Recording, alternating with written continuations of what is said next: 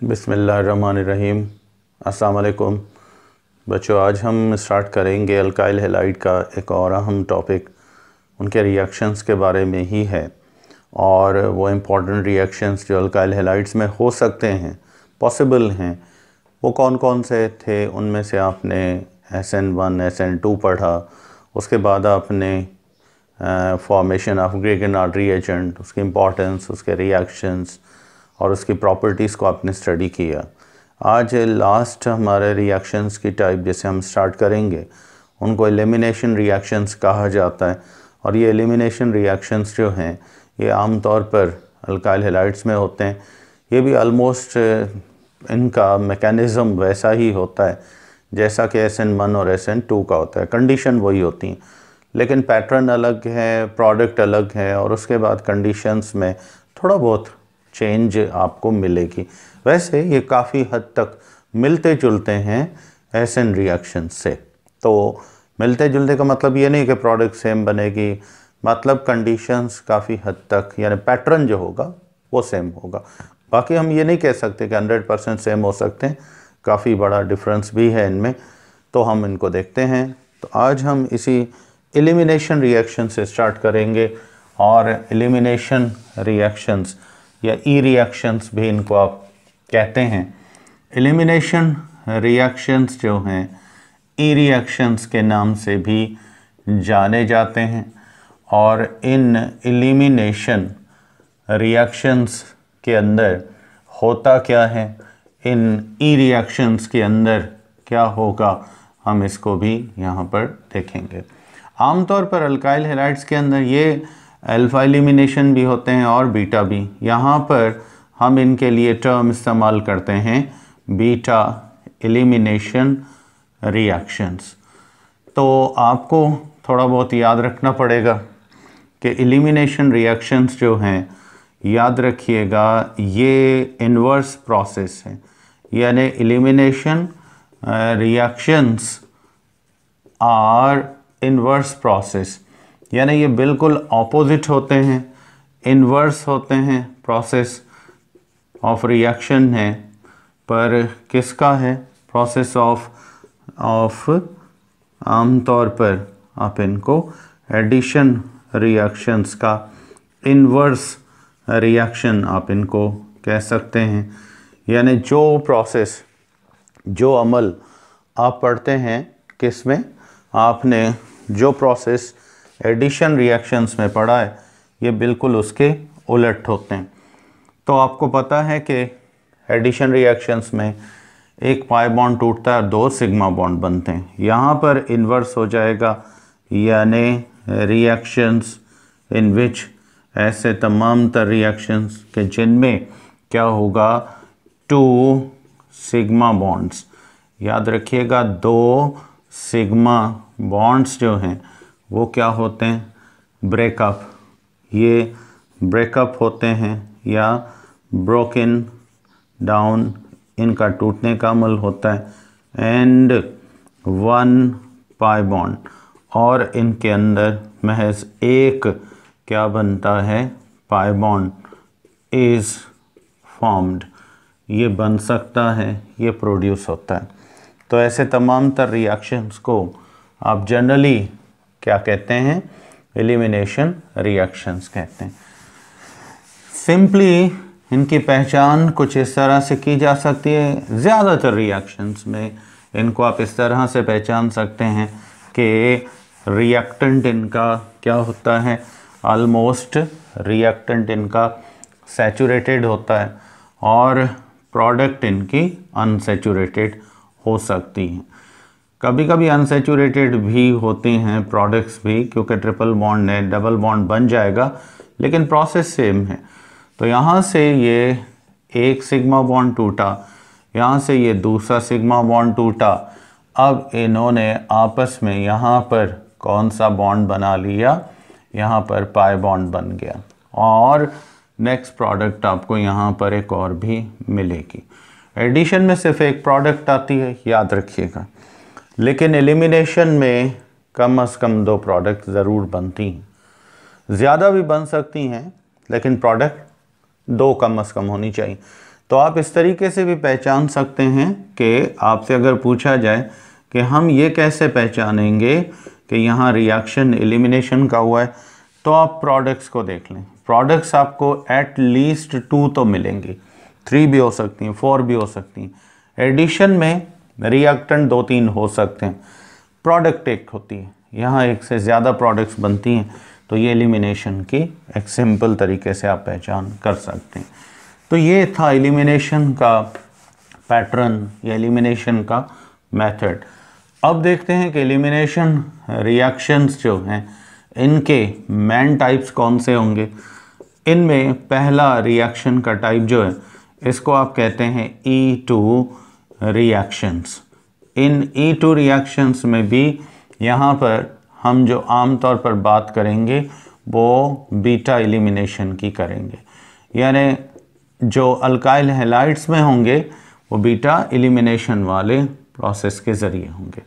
इसी तरीके से दूसरी टाइप जो यहाँ हो सकती है इनमें वो कौन सी होगी, वो होंगे E1 रिएक्शंस। E1 रिएक्शंस जो हैं ये भी आम तौर पर किस टाइप के होंगे, यहाँ पर ये अल्काइल हैलाइड्स में ये बीटा एलिमिनेशन के ही टाइप होंगे। यानी टोटल टाइप कितने होंगे एलिमिनेशन रिएक्शंस के, इनमें पहली टाइप होगी E2 रिएक्शंस की और दूसरी टाइप कौन सी होगी, E1 रिएक्शंस की होगी।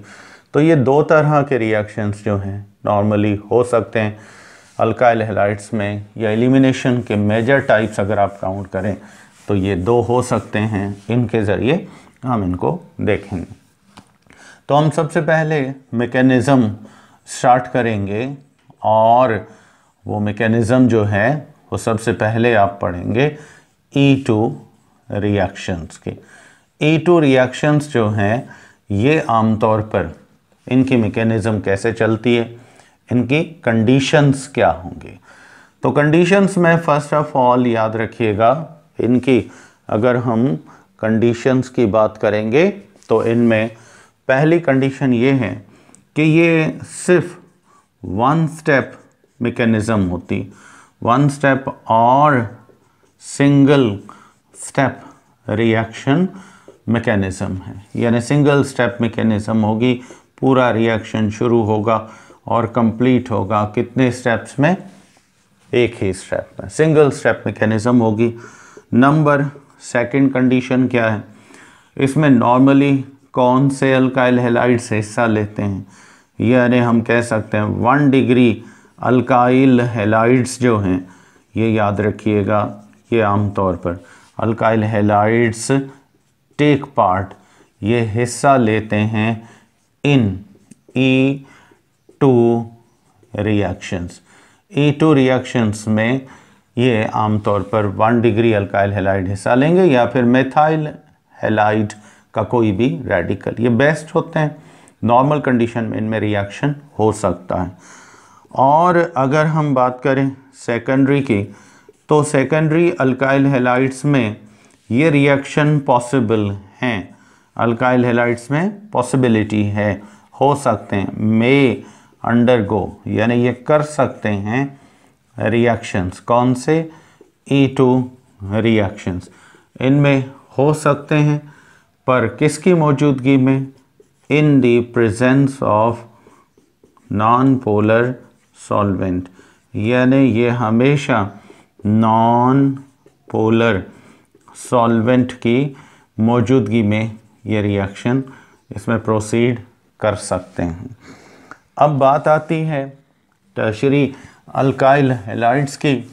तो टर्शरी अल्काइल हैलाइड्स में ये रिएक्शन बिल्कुल नहीं होंगे, क्योंकि इनके अंदर शील्डिंग इफ़ेक्ट जो होता है वो बहुत ज़्यादा होता है। तो हम कंडीशन नंबर 4 की तरफ जा रहे हैं। तो वो कह रहा है कि 3 डिग्री अल्काइल हैलाइड्स जो हैं इनके अंदर ये रिएक्शंस आम तौर पर आपको नहीं मिलेंगे, नेवर अंडरगो, ये रिएक्शन कर ही नहीं सकते हैं E2 रिएक्शंस, क्योंकि इनका शील्डिंग इफेक्ट बहुत ज़्यादा होता है। Reactions due to shielding effect, यानी ये इनका मेन रीज़न होता है जो इनके अंदर E2 रिएक्शंस नहीं होने देता।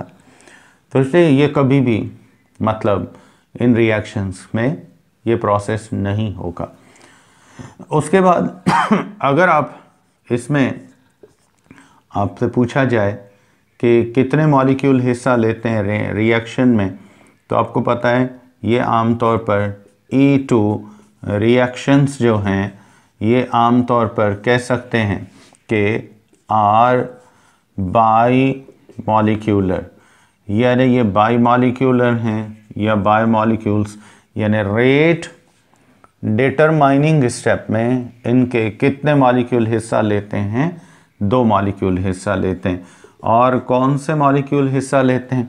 नंबर 1 डिग्री अल्काइल हैलाइड्स, एक तो 1 डिग्री अल्काइल हैलाइड्स हिस्सा लेंगे और दूसरा जो होगा वो होगा अटैकिंग न्यूक्लियोफाइल।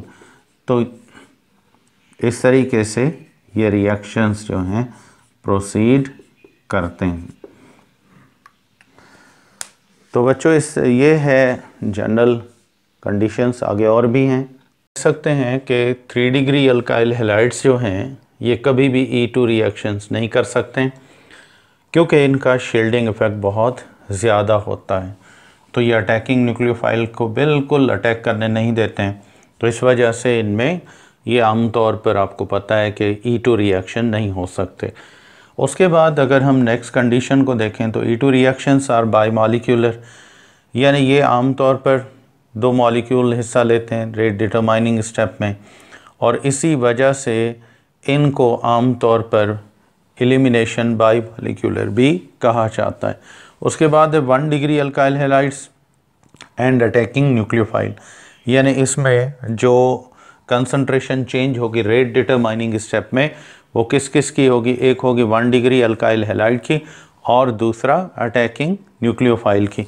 तो ये 2 कंसंट्रेशंस इन्वॉल्व हैं, इस वजह से इन पे नाम क्या पड़ा है? Elimination by molecular. तो ये कंडीशंस थी 5 तक। अब हम आगे जाते हैं तो उसके बाद अगर हम 6 कंडीशन को देखते हैं तो उसमें ये कहता है कि रेट ऑफ रिएक्शन, अगर रेट ऑफ रिएक्शन की बात की जाए किसकी? E2 की, is directly proportional to the concentration. अब याद रखें, आपको पता है इसमें कंसंट्रेशन किसकी हिस्सा ले रही है? 2 चीज़ों की। नंबर 1 पहला प्राइमरी अल्काइल हैलाइड्स ये हिस्सा ले रहे हैं, और दूसरी कंसंट्रेशन जो इन्वॉल्व है वो किसकी है? वो है अटैकिंग न्यूक्लियोफाइल की। तो इस एतबार से अगर देखा जाए तो रेट ऑफ रिएक्शन को बढ़ाया जा सकता है। कैसे? जब आप अल्काइल हैलाइड्स की कंसंट्रेशन 1 डिग्री वाले हों और न्यूक्लियोफाइल की कंसंट्रेशन बढ़ा दें। और इसके बाद अगर आप इसका ऑर्डर ऑफ रिएक्शन मालूम करना चाहते हैं तो फिर आपको ऑर्डर ऑफ रिएक्शन कैसे मालूम करना पड़ेगा? इसमें आपको पता है कि dx अपॉन dt is equal to k, reactants आपको पता है 2 मतलब कंसंट्रेशंस हैं, एक 1 डिग्री अल्काइल हैलाइड की हैं, एक तो ये हिस्सा ले रही हैं, और दूसरी कंसंट्रेशन किसकी है? अटैकिंग न्यूक्लियोफाइल की। जैसे आप फर्स्ट ईयर में आप बनाते हैं रेट का एक्सप्रेशन बनाते हैं, तो अब इनके एक्सपोनेंट्स का टोटल करेंगे, ऊपर इसका भी 1 एक्सपोनेंट इसका भी 1, तो हमें आंसर क्या मिला? 2, जिसका मतलब है ये रिएक्शंस जो हैं E2 रिएक्शंस जो हैं ये अगर इनका ऑर्डर देखा जाए तो ये कौन सा होगा?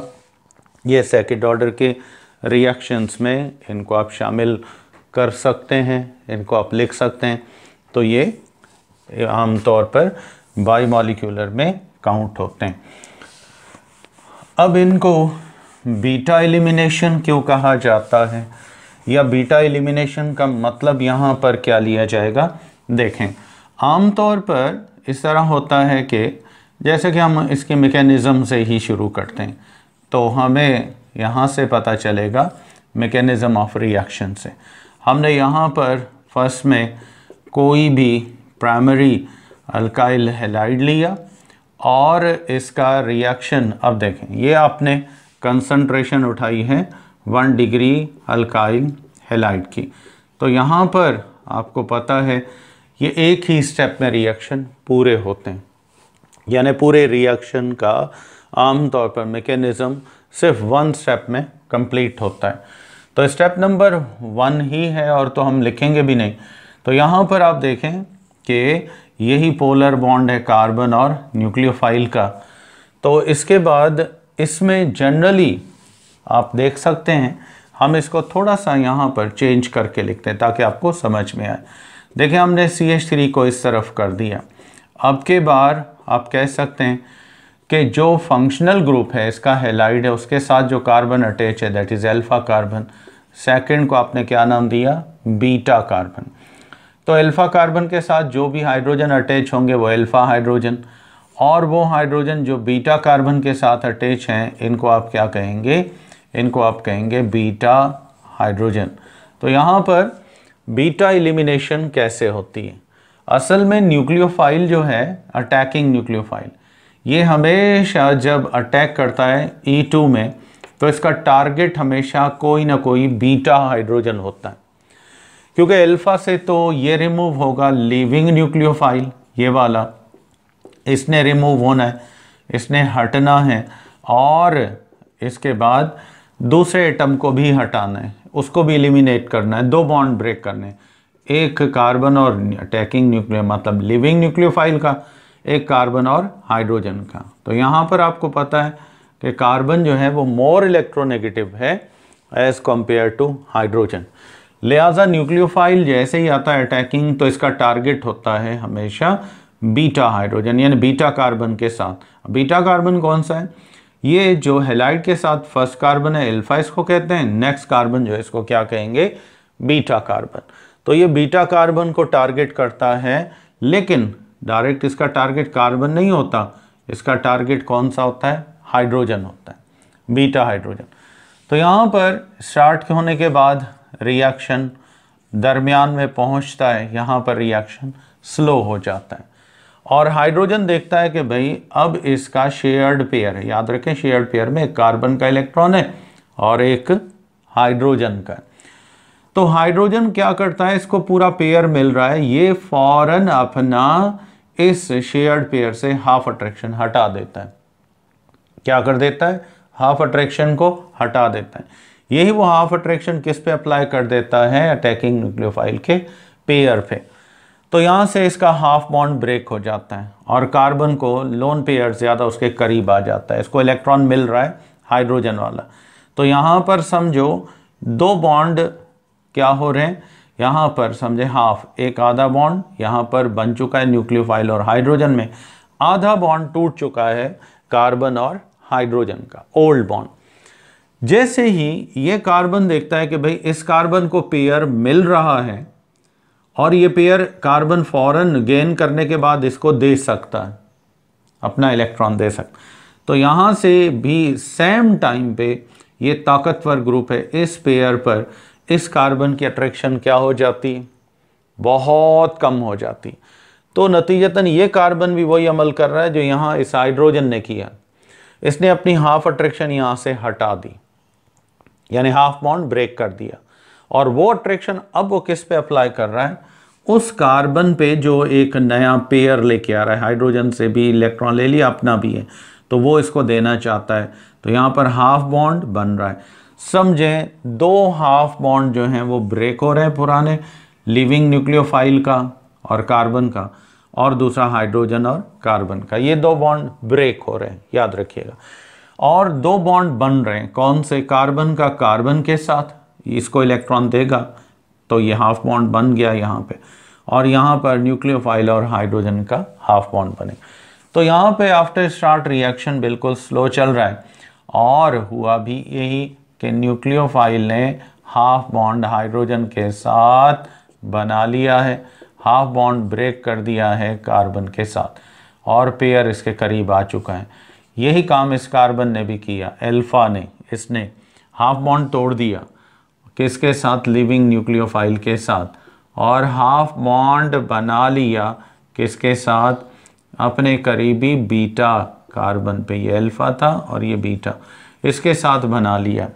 तो अब समझो ये बीटा हाइड्रोजन पर न्यूक्लियोफाइल का अटैक हुआ, नाम इसलिए इसका क्या पड़ा, बीटा एलिमिनेशन। यानी जब भी हाइड्रोजन रिमूव होगा कहाँ से, बीटा कार्बन से, तो फिर उस एलिमिनेशन को आप बीटा कहेंगे। अगर अल्फा कार्बन से रिमूव होगा तो आप उसको क्या कहेंगे, अल्फा कार्बन। अगर बीटा से रिमूव होगा तो आप क्या कहेंगे, बीटा एलिमिनेशन। तो यहाँ पर ट्रांजिशन स्टेट एस्टेब्लिश हो चुकी है, यानी हाफ बॉन्ड बन चुका है और हाफ बॉन्ड टूट चुका है। आपको पता है ट्रांजिशन स्टेट का मतलब होता है रिएक्शन की वो कंडीशन जिसमें हाफ बॉन्ड बन जाए और हाफ बॉन्ड क्या हो, ब्रेक हो जाए। और यहाँ पर रिएक्शन बिल्कुल अपनी स्लोएस्ट पोजीशन में होता है। तो इस वजह से इस स्टेप को आपने क्या नाम दे दिया, रेट डिटरमाइनिंग स्टेप। यानी जहाँ रिएक्शन अपनी स्लोएस्ट पोजीशन में, तो आपने रेट डिटरमाइनिंग स्टेप का। अब देखो रेट डिटरमाइनिंग स्टेप में कितने मॉलिक्यूल्स की कंसंट्रेशन या आयंस इन्वॉल्व हैं, तो हम देखेंगे एक न्यूक्लियोफाइल है और दूसरा यहाँ पर प्राइमरी अल्काइल हैलाइड। इसी वजह से इनको क्या कहा जाता है, E2 रिएक्शंस, यानी वो एलिमिनेशन रिएक्शन जिनके रेट डिटरमाइनिंग स्टेप में एक तो अटैकिंग न्यूक्लियोफाइल यानी एक ये हो गया, और एक सबस्ट्रेट यानी प्राइमरी अल्काइल हैलाइड हिस्सा लेते हैं। इस वजह से इनको एलिमिनेशन बाई मॉलिक्यूलर कहा जाता है। अब देखते हैं रिएक्शन चल रहा है और ये रिएक्शन अब रुकेगा नहीं। जो हाफ बॉन्ड बन चुका है आगे भी बनता रहेगा, रुकेगा नहीं, बनने का अमल चल रहा है। और यहाँ हाफ बॉन्ड जो ब्रेक हुए हैं वो अभी आगे फर्दर ब्रेक होंगे टिल द एंड, यहाँ तक ख़त्म होने तक। तो समझ लें कि रिएक्शन चल रहा है, रिएक्शन रुका नहीं है, अब दरमियान में पहुंचा है। ट्रांजिशन का मतलब होता है स्टार्ट और एंड के दरमियान। तो अब आगे ये बॉन्ड प्रोसेस फर्दर चलेगा। देखते हैं आगे क्या है, कैसे रिएक्शन चलेगा, क्या होगा इसमें, इसको देखते हैं। तो जैसे ही ट्रांजिशन स्टेट से रिएक्शन आगे जाना शुरू करता है, अब याद रखें रिएक्शन क्या होना शुरू हो जाएगा, फास्ट, स्पीड अप होगा। और जो हाफ बॉन्ड यहाँ बना था मुकम्मल बन जाएगा, हाफ बॉन्ड टूटा था मुकम्मल टूट जाएगा, ये हाफ बॉन्ड टूटा था मुकम्मल टूट जाएगा। ये दो बॉन्ड बनेंगे और दो बॉन्ड टूटेंगे। तो देखते हैं जब दो बॉन्ड बन गए और दो बॉन्ड टूट गए, भाई कार्बन का कार्बन के साथ बन रहा था, देखें बन चुका है, अब ये मुकम्मल बन जाएगा। और यहाँ से कार्बन का लिविंग न्यूक्लियोफाइल से बॉन्ड टूटना था, टूट गया, ये चला गया लिविंग न्यूक्लियोफाइल। और हाइड्रोजन का न्यूक्लियोफाइल के साथ बॉन्ड बना था, ये बन गया। अब यहाँ पर ये देखें, ये पॉजिटिव और नेगेटिव आपस में क्या हो गए, कैंसिल। तो इस तरीके से अब यहाँ पर हम देख सकते हैं या हम कह सकते हैं कि हमें प्रोडक्ट यहाँ कौन सा मिला, अल्कीन का मिला। तो इस तरीके से ये रिएक्शन जो है वो कंप्लीट हो जाते हैं। तो हम कह सकते हैं बाईमॉलिक्यूलर हैं, एलिमिनेशन रिएक्शंस हैं, दो सिग्मा बॉन्ड टूटते हैं और दो नए मतलब बॉन्ड बनते हैं। एक तो सिग्मा बॉन्ड बनता है इसमें बीटा एलिमिनेशन में, और एक क्या बनता है, पाई बॉन्ड। तो इस तरीके से ये अल्काइल हैलाइड्स के अंदर रिएक्शंस चलते हैं। और जब pi bond formation intermediate condition से निकलता है तो फिर ये फास्ट हो जाता है। तो इसलिए यहाँ पर आपको क्वेश्चन मिल सकता है, कौन सा क्वेश्चन आपको मिल सकता है कि E2 या फिर बीटा एलिमिनेशन, जब भी हम क्या करते हैं, बीटा एलिमिनेशन करते हैं या E2 रिएक्शंस करते हैं, एलिमिनेशन, ये प्रोड्यूस करेगा, क्या प्रोड्यूस करेगा, produce alkyne from alkyl halides. यानी अल्काइल हैलाइड्स की बीटा एलिमिनेशन अगर की जाए तो हमें क्या मिलेगा, एक तो अल्कीन प्रोडक्ट मिलेगा, ठीक है, अल्काइल हैलाइड्स कॉमा हाइड्रोजन के साथ न्यूक्लियोफाइल कोई भी अटैक हो सकता है। मेजर प्रोडक्ट ये बनेगी। बाकी लिविंग न्यूक्लियोफाइल और हाइड्रोजन और न्यूक्लियोफाइल की प्रोडक्ट बन सकती है। अब इसकी एक आध हम एग्जाम्पल लेते हैं। फ़र्ज़ करें आपको बताया गया होगा प्रिपरेशन ऑफ इथीन में आपने एक रिएक्शन पढ़ा था। अब उसका क्वेश्चन हमें मिल सकता है। कैसे मिल सकता है भाई? ये देखो, आपने यहाँ पर लिया ब्रोमो इथेन। क्या आपने लिया? ब्रोमो इथेन, अल्काइल हैलाइड है। अब इसको आप ट्रीट कर रहे हैं किसके साथ? आप इसको ट्रीट कर रहे हैं सोडियम पोटेशियम हाइड्रो ऑक्साइड के साथ। अल्कोहलिक है, यहाँ पर कैटलिस्ट की ज़रूरत हमें पड़ेगी और कैटलिस्ट हम यहाँ कौन सा यूज़ करेंगे? Ethyl alcohol. तो ये रिएक्शन याद रखें बाय नेचर कौन सा होगा? E2 रिएक्शन होगा, एलिमिनेशन बाई मॉलिक्यूलर। याद रखना ये इथीन में मौजूद है रिएक्शन। तो यहाँ से ये प्लस में और OH माइनस में, ये माइनस में ब्रेक होगा, ये अल्फा कार्बन और ये बीटा। तो यहाँ से बीटा हाइड्रोजन जो है वो क्या होगा? रिमूव। तो बीटा हाइड्रोजन जो यहाँ से रिमूव हो रहा है वो प्लस में है, कार्बन माइनस में। तो देखें यहाँ से प्लस में ये चला गया, ये मिलेगा OH के साथ, पोटेशियम ब्रोमाइड के साथ मिलेगा। अब देखते हैं बाकी यहाँ क्या बचा। कार्बन पर माइनस चार्ज है, दूसरे कार्बन से जिससे लिविंग न्यूक्लियोफाइल ये चला गया, ये प्लस चार्ज में आ गया। अब इन्होंने आपस में मिलकर, ये पाई बॉन्ड इलेक्ट्रॉन्स को चाहिए था, इसने दे दिया। पॉजिटिव और नेगेटिव चार्जेस क्या हो गए? कैंसिल। हमें प्रोडक्ट कौन सी मिल गई? इथीन। प्लस में पोटेशियम और ब्रोमीन ये आपस में मिले, इन्होंने क्या बना दिया? Potassium bromide. OH और प्रोटॉन ये आपस में मिले, इन्होंने क्या बना दिया? वाटर। तो ये रिएक्शन जो है इथीन की प्रिपरेशन किस में से? From bromo ethane. ये कौन सा रिएक्शन है? This is called E2 reaction. क्योंकि यहाँ पर आप देख सकते हैं जो अल्काइल हैलाइड आपने उठाया है ये प्राइमरी अल्काइल हैलाइड है। कौन सा अल्काइल हैलाइड है? प्राइमरी अल्काइल हैलाइड है। और इसी वजह से, प्राइमरी अल्काइल हैलाइड की वजह से हमने इसको नाम क्या दे दिया? इसको हमने नाम दे दिया बीटा एलिमिनेशन। तो इस तरीके से आप कह सकते हैं कि ये रिएक्शंस जो हैं E2 प्रोसीड करते हैं और हमें डिफरेंट प्रोडक्ट्स मिलते हैं। याद रखिएगा E2 रिएक्शन अल्काइल हैलाइड्स में जब भी होंगे तो इनमें आमतौर पर स्ट्रॉन्ग बेस जो है ये आमतौर पर यूज़ किया जा सकता है। हमें न्यूक्लियोफाइल चाहिए, वो न्यूक्लियोफाइल हमेशा इसके मुकाबले में, यहाँ पर जो लिविंग है ना, इसके मुकाबले में अटैकिंग क्या होना चाहिए? स्ट्रॉन्ग होना चाहिए। तो यहाँ पर भी आप नोट कर लें कि इन E2 रिएक्शंस में भी कंडीशन वही है जो SN2 में थी। यानी यहाँ पर आपने अभी नोट किया कि हमें यहाँ पर भी ये ज़हन में रखना है कि अटैकिंग न्यूक्लियोफाइल जो है, अटैकिंग न्यूक्लियोफाइल हमें क्या चाहिए? शुड बी, यानी ये याद रखिएगा, शुड बी मोर स्ट्रॉन्गर।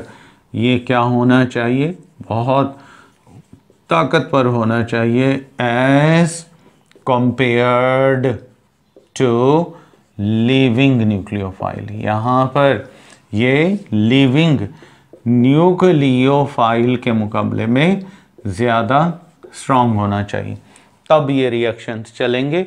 अगर हमारे पास अटैकिंग न्यूक्लियोफाइल वीक है, लिविंग स्ट्रॉन्ग है, तो फिर E2 रिएक्शंस यहाँ पर पॉसिबल नहीं होंगे। अब आते हैं नेक्स्ट रिएक्शंस की टाइप, जिनमें से आपको इस तरह के ही कंडीशंस के क्वेश्चंस, कंडीशंस के या रिएक्शन आपको दे सकते हैं। इन रिएक्शंस को आप क्या कहते हैं? E1 रिएक्शंस कहते हैं।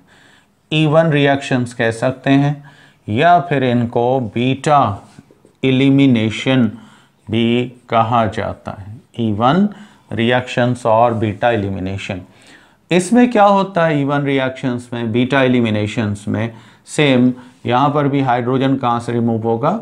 यानी बीटा हाइड्रोजन्स, बीटा कार्बन से, यानी एलिमिनेशन रिएक्शंस।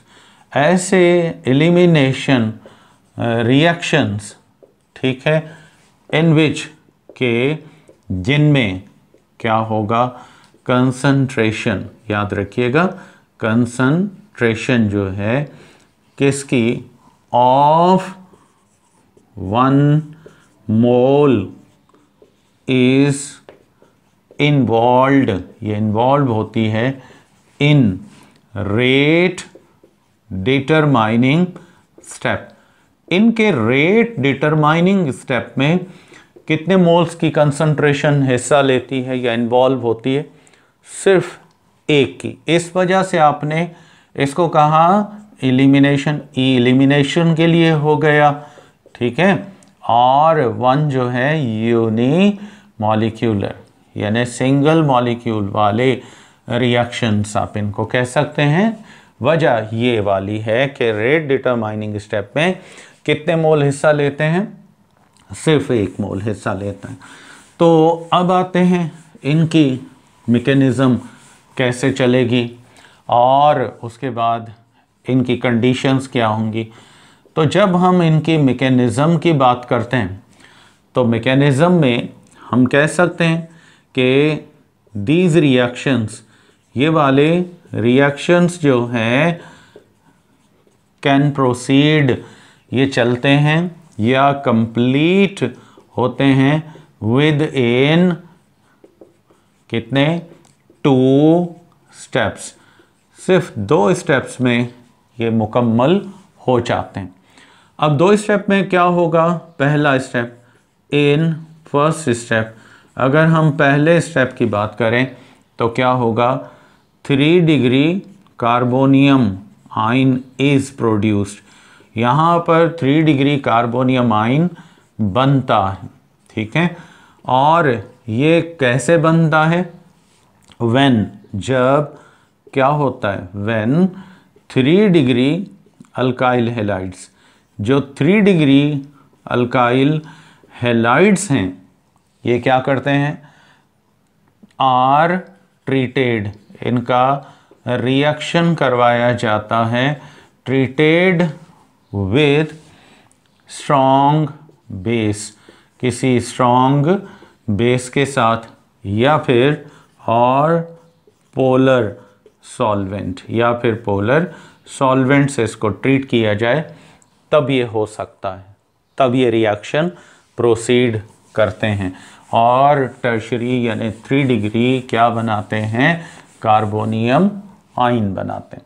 देखते हैं किस तरह से ये बनता है। यहाँ पर हम इसी को स्टेप नंबर 1 जिसको कह रहे हैं, इसमें ये जो बता रहा है ये क्या है, याद रखिएगा।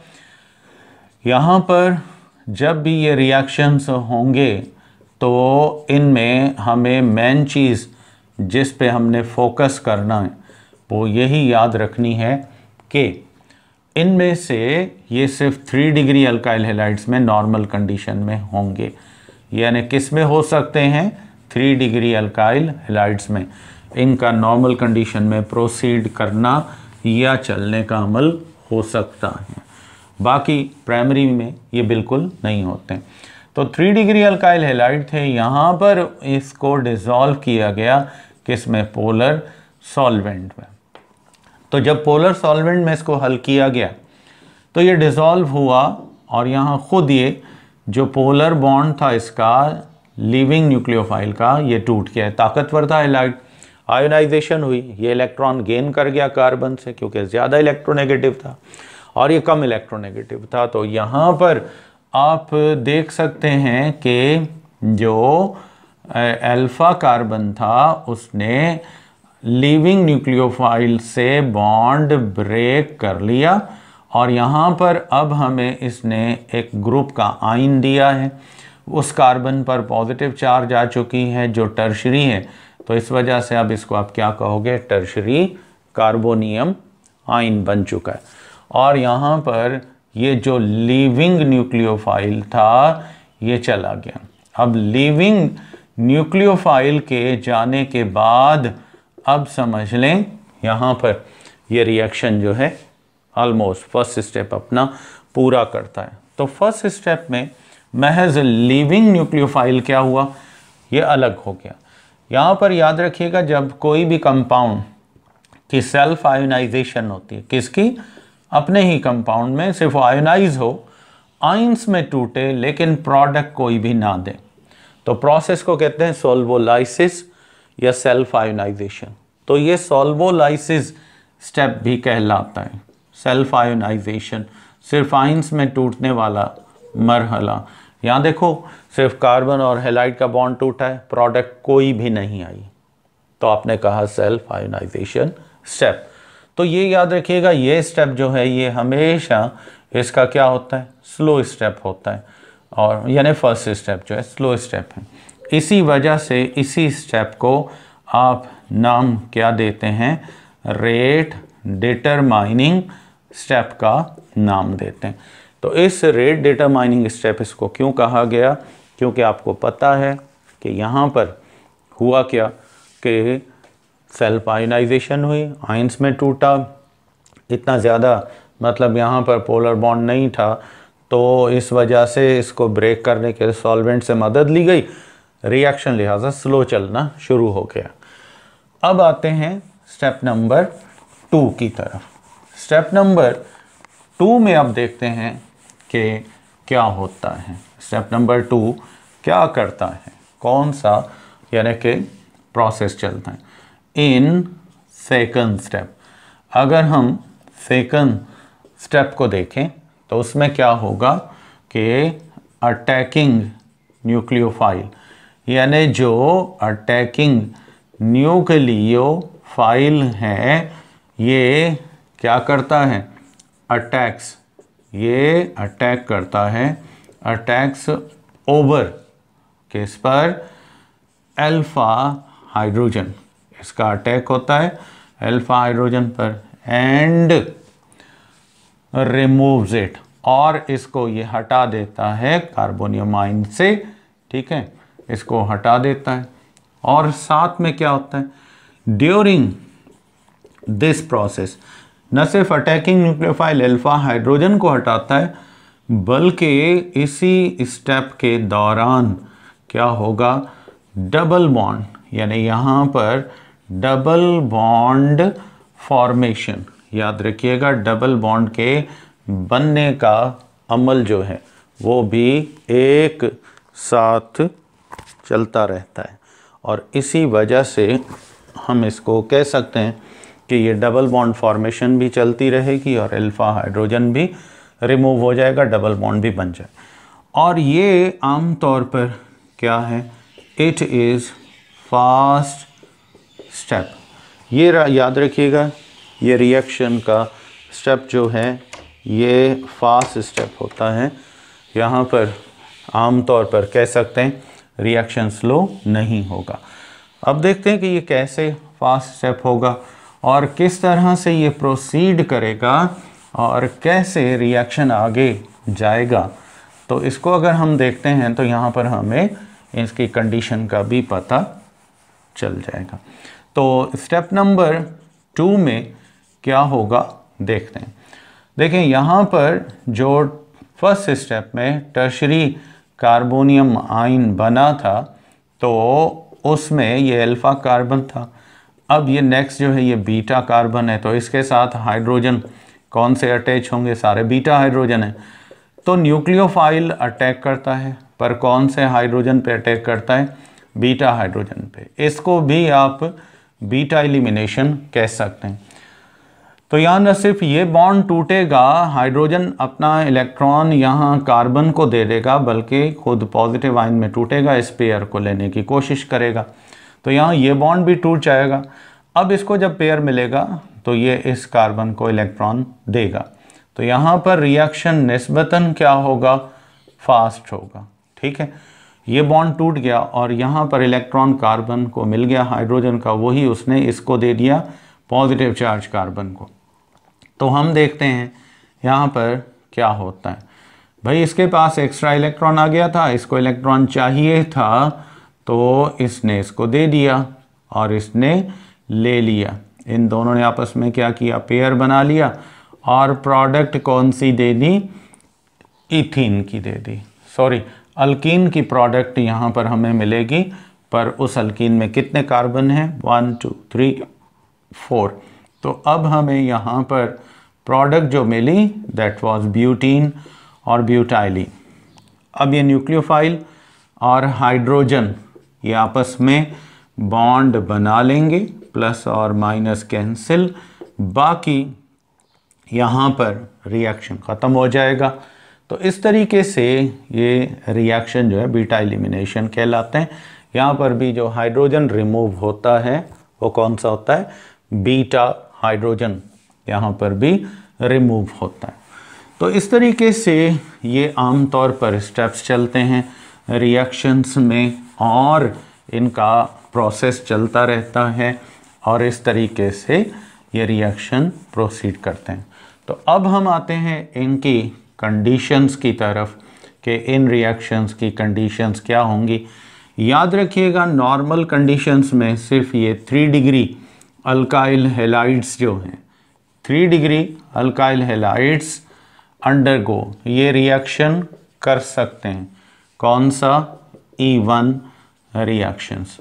नॉर्मल कंडीशंस की बात कर रहे हैं, उसमें ये हो सकते हैं। उसके बाद नंबर सेकंड अगर हम कंडीशन देखें तो 2 डिग्री में अल्काइल हैलाइड्स में ये रिएक्शंस हो सकते हैं। अल्काइल हैलाइड्स में अंडरगो, याद रखिएगा नॉर्मल कंडीशंस में नहीं होगा, कर सकते हैं रिएक्शन, पर किसकी मौजूदगी में अंडरगो E1 रिएक्शन, यानी इनमें E1 रिएक्शंस जो हैं वो हो सकते हैं, पर किसकी मौजूदगी में? In the presence of polar solvent, यानी इनके लिए हमें क्या चाहिए? पोलर सॉल्वेंट चाहिए। नंबर थर्ड कंडीशन जो होगी वो ये है कि आमतौर पर 1 डिग्री अल्काइल हैलाइड्स जो हैं, 1 degree alkyl halides never undergo, ये रिएक्शन नहीं कर सकते E1 रिएक्शंस। क्यों नहीं कर सकते हैं? ड्यू टू, यानी इसका रीज़न अगर देखें, ड्यू टू हाईली अनस्टेबल जो है इनका क्या होता है? कार्बोनियम आयन, यानी यहाँ पर हमें स्टेबल कार्बोनियम आयन चाहिए जो कि टर्शरी है। अगर ये आपने प्राइमरी लिया सबसे लीस्ट स्टेबल होगा और ये हमें कभी भी प्रोडक्ट वैसी नहीं देगा, स्टेबल प्रोडक्ट ये नहीं दे सकता। तो ये इसकी नॉर्मल कंडीशंस में हम बात कर सकते हैं, याद रखिएगा। तो इसलिए हमें इनका जहन में रखना है। तो अगर हमने यहाँ पे प्राइमरी लिया तो ये रिएक्शंस नहीं होंगे। उसके बाद हम आते हैं रेट ऑफ रिएक्शन की तरफ। तो अगर आप रेट ऑफ रिएक्शन की बात करेंगे तो रेट ऑफ रिएक्शन जैसा कि आपने पढ़ा, इनके रेट डिटरमाइनिंग स्टेप में हमें पता है सिर्फ कौन हिस्सा लेता है?